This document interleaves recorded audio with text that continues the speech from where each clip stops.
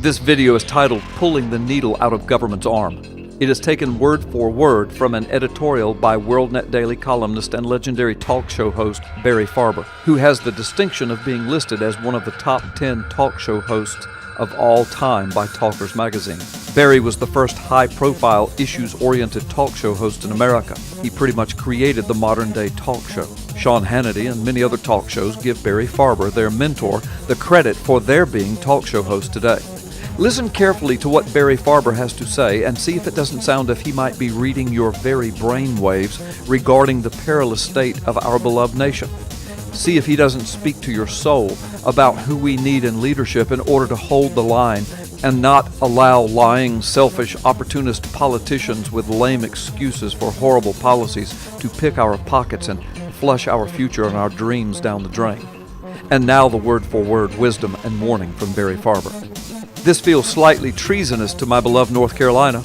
Even the mildest hint of a redneck past that has long been lived down and reversed feels unfair, but history is history.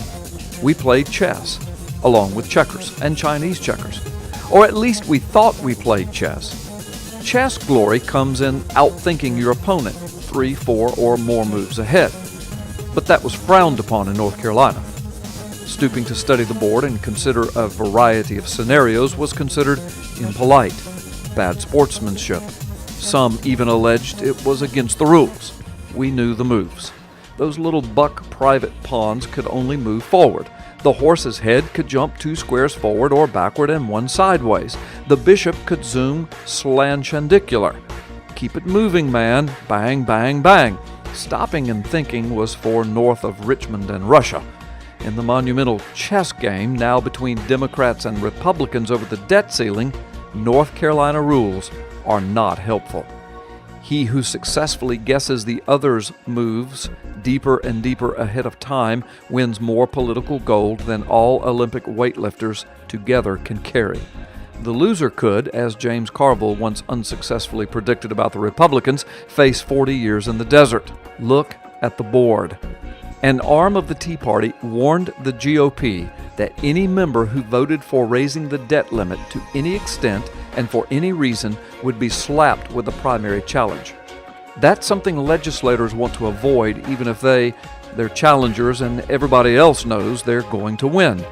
Primary fights cost money, vital to the general election. They want to focus on their jobs, not the mere retention thereof during the primary fight.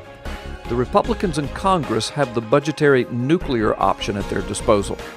Let them know you expect them to use it by sending a message to all 241 GOP House members via the No More Red Ink campaign. There's been no audible Democratic pop yet. Where are the Democratic legislators and Tea Partiers who say, like old Hollywood mogul Sam Goldwyn, include me out? In this case, out of raising taxes in a miserable job environment. Out of more borrowing, out of regulatory logs across the neck of entrepreneurs, out of the whole business is bad, government is great ethos. Okay, chess pieces, move.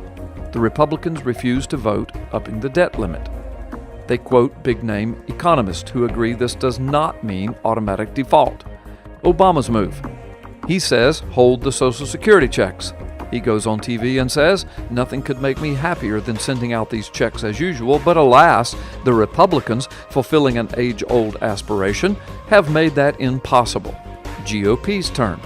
Fellow Americans, please understand what's going on here. In an act of nothing less than sheer political cruelty, President Obama is responding to our sincerest attempt to rescue America's finances by cynically and deliberately picking the most painful cutback possible as his opening response to our finally pulling the narco needle out of the nation's vein. He didn't have to stop Social Security checks as his first move. He might never have to. Once a joyous world sees that America is getting hold of itself again and private investment and new jobs kick in and revenues leap, he could have cut something involving the arts or the wetlands or the beer museum. If you've never taken any interest in government in your life, Americans, please understand at least this. Now, do the American people throw their shoulders back and say to the Obama administration what Churchill said to Hitler during the Battle of Britain? You do your worst, and we shall do our best. Or do they fold like travel diapers with infantile whimpering to match? Lawyers don't want intelligent jurors. They prefer malleable jurors, easy to manipulate. So do politicians. Republicans are not holy men. They're not kissed by tongues of flame that render them lean and resilient in pursuit of justice. But they happen to have the larger ration of righteousness in their duffel bags at the moment. Barring any temporary debt ceiling raise or mini measure, this will usher in the most vicious war of words ever seen, heard, or felt in America. Republicans will be outgunned by major media. But major media isn't as major as it was. And up-and-coming media, talk radio, blogs, agenda email, WorldNet Daily, and other internet, is getting more and more major by the day. The administration and their allies will call the Republicans the running dogs of the Wall Street oligarchy, of atomic plunderers. The Republicans will call on all Americans to rise up against the Democratic Draculas of communism and drive stakes through their hearts. The best news lately: over a dozen states, fearful of massive attempts by the left to commit election theft, are pushing through laws to demand voter ID. The left is crying racism without realizing how racist their very cries are. Are they alleging that blacks and Hispanics are too pathetic to handle voter ID? In Rhode Island, a black Democratic state senator pushed through such a bill that was signed into law by independent Governor Lincoln Chafee. That makes me feel like Noah on deck when the little dove fluttered by with the green sprig in its beak. Okay, America, your move.